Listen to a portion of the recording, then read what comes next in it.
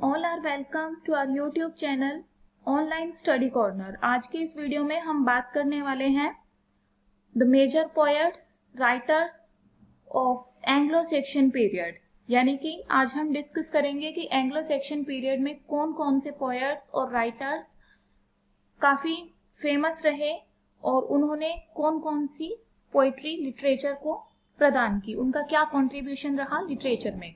कल के वीडियो में हमने रीड किया था कि किस तरह से एंग्लो सेक्शन पीरियड डेवलप हुआ था, क्यों इसका नाम एंग्लो सेक्शन पड़ा था, सबसे पहले कौन रहता था, जैसे कि केल्ट्स रहते थे, उन्हें ब्राइटन्स कहा जाता था, फिर किस तरह से वहां पर लगातार इन्वेजन होते गए और फाइनली जो फॉर्म हमारे सामने आई उस टाइम की, उसे हम किस नाम से जानने लगे, एंग्लो सेक्शन पीरियड के नाम से जानने लगे। तो इस टाइम के मेजर राइटर्स में 4 writers, Caedmon, Cynewulf, Bede, Alfred the Great, ये 4 राइटर्स इस टाइम के काफी फेमस राइटर्स रहे।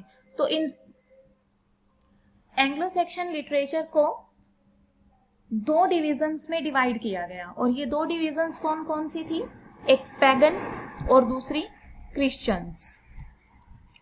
क्रिश्चियंस और जो पैगन्स था, इसके आधार पर लिटरेचर को 2 भागों में बांट दिया गया। इनमें से जो पैगन था, ये वो पोइट्री को रिप्रेजेंट करता है, जो पैगन ग्रुप था वो उस पोइट्री को रिप्रेजेंट करता है जो शायद एंग्लो सेक्शंस अपने साथ लेकर आए थे, एंग्लो सेक्शंस अपने साथ लेकर आए थे और ओरल फॉर्म में ये पोइट्री थी।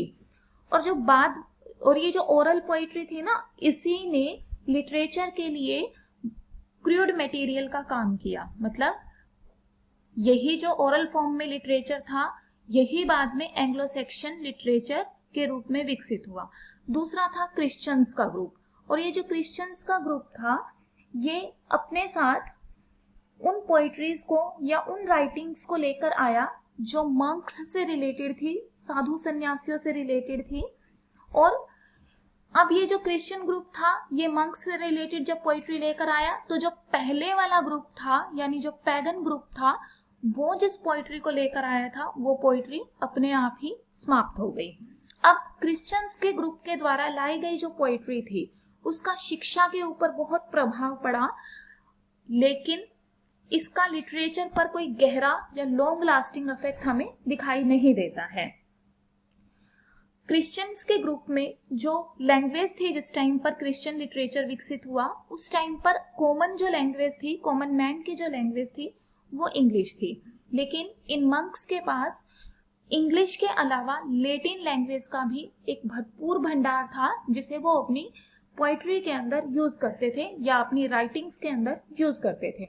इसके बाद थोड़ा सा हम बात करते हैं नॉर्थम्ब्रायन लिटरेचर के बारे में। नॉर्थम्ब्रायन लिटरेचर, नॉर्थम्ब्रायन पहली बात तो क्या करता है, एक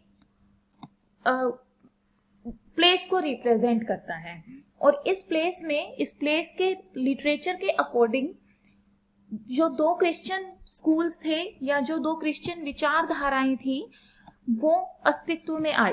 2 Christian concepts came into existence during the Northumbrian literature.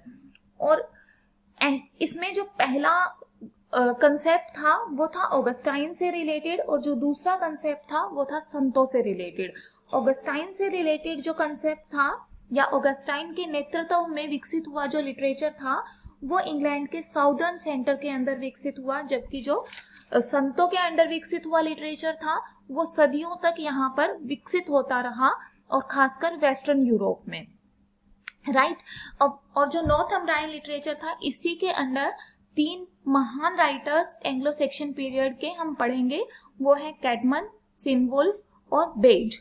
अब हम स्टार्ट करते हैं आज के पहले पोएट कैडमन से।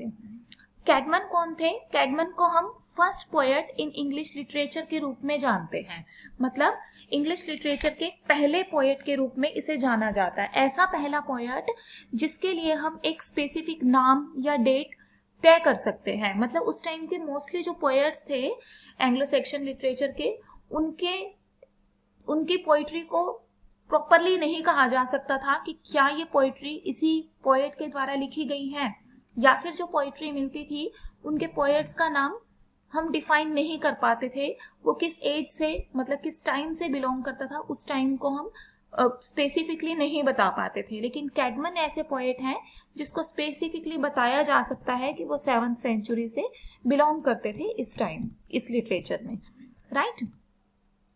अब ये जो कैडमन है, इसके बारे में एक कहानी बहुत ही पॉपुलर है जो वेनरेबल बेड ने बताई है। वेनरेबल बेड एक बहुत ही फेमस राइटर है, क्रिश्चियन राइटर है एंग्लो सेक्शन पीरियड का, जिसने कैडमन के बारे में, कैडमन के पोएटिक टैलेंट के बारे में एक इंटरेस्टिंग सी कहानी बताई है। और वो कहानी क्या है कि जो कैडमन था उसको स्टार्टिंग से पोएट्री लिखना नहीं आता था और ना ही उसको संगीत की कोई नॉलेज थी।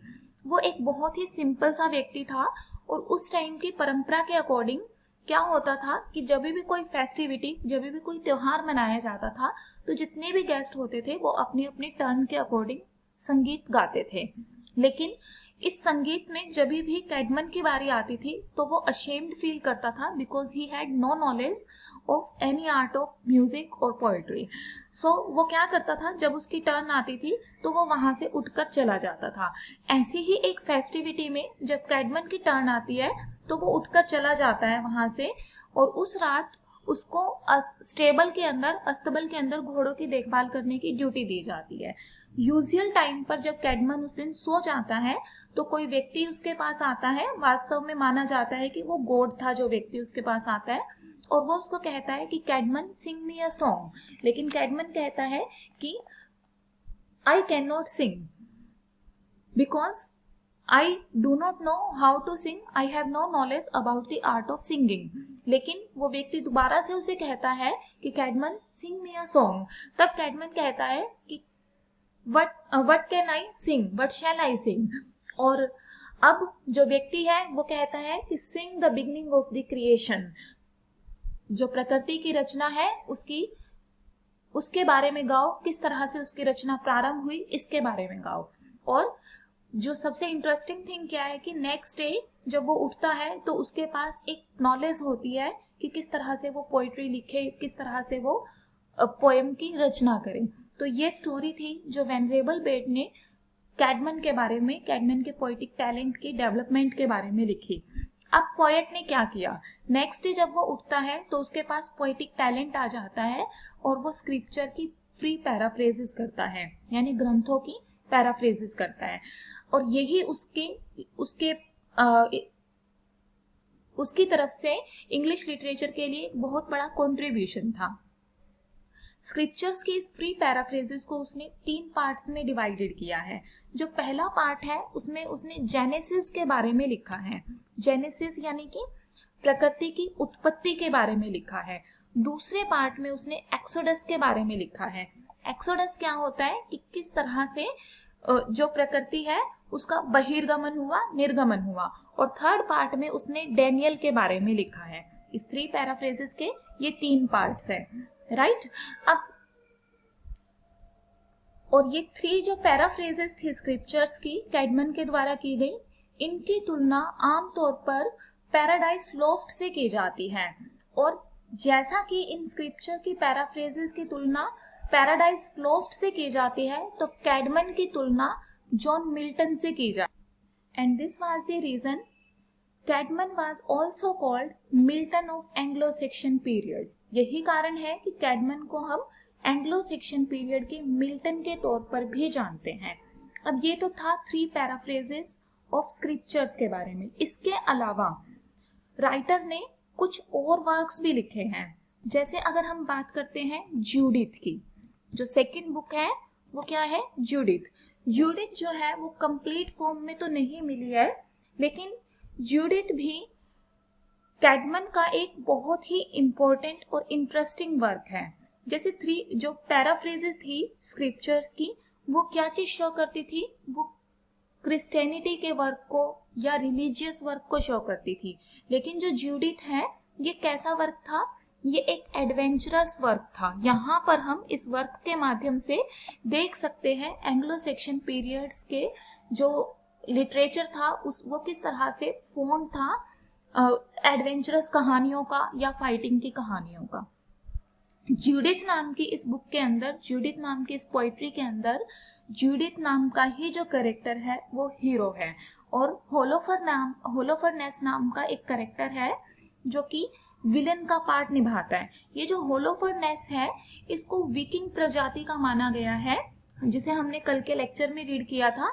विकिंग एक बहुत ही खतरनाक प्रजाति थी जो लोगों को दंड देने में, उनको पनिशमेंट देने में बहुत ही एंजॉयबल फील करती थी, राइट। तो ये जो विकिंग प्रजाति थी इससे रिलेटेड था जूडिथ बुक का विलन, जिसका नाम था होलोफरनेस।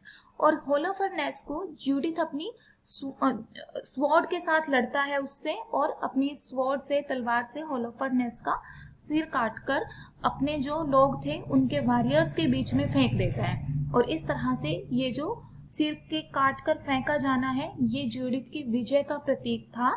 और इसके बाद जूडिथ और जूडिथ के जो साथी थे वो एक सेलिब्रेशन करते हैं अपनी विक्ट्री का। तो यहाँ पर दिखाया गया है कि किस तरह से एंग्लो सेक्शन पीरियड का जो लिटरेचर था वो पुरानी अपनी हिस्ट्री को रिप्रेजेंट करता था, किस तरह से एंग्लो सेक्शन पीरियड विकसित हुआ, उस टाइम पर किस तरह से इन्वेजन्स हुए, कौन कौन सी प्रजातियां वहां पर आई, इन सारी चीजों को जूडिथ नाम की इस बुक के अंदर बहुत ही ब्रिलियंट ढंग से दिखाया गया है, राइट। और ये भी कहा जाता है कि जो जूडिथ नाम की बुक है वो ओल्ड टेस्टामेंट की एक मनगढ़ंत कहानी पर भी बेस की गई है, लेकिन इसका कोई भी लिटरेचर के अंदर प्रूफ नहीं मिलता है, राइट। तो ये था फर्स्ट इंपॉर्टेंट पोएट कैडमन का परिचय या उसकी पोइट्रीज का परिचय। अब हम बात करेंगे सिनवुल्फ, एल्फ्रेड द ग्रेट और बेड के बारे में। आज के लेक्चर में हमने कैडमन को रीड किया और कल के लेक्चर में हम सिनवुल्फ के साथ अपने इस लेक्चर को आगे बढ़ाएंगे। Then we will proceed to the next topics like Bede and Alfred the Great in the same series of the introduction of poets and writers of Anglo-Saxon periods. Till then, you can enjoy the history of Anglo-Saxon period from my previous videos also.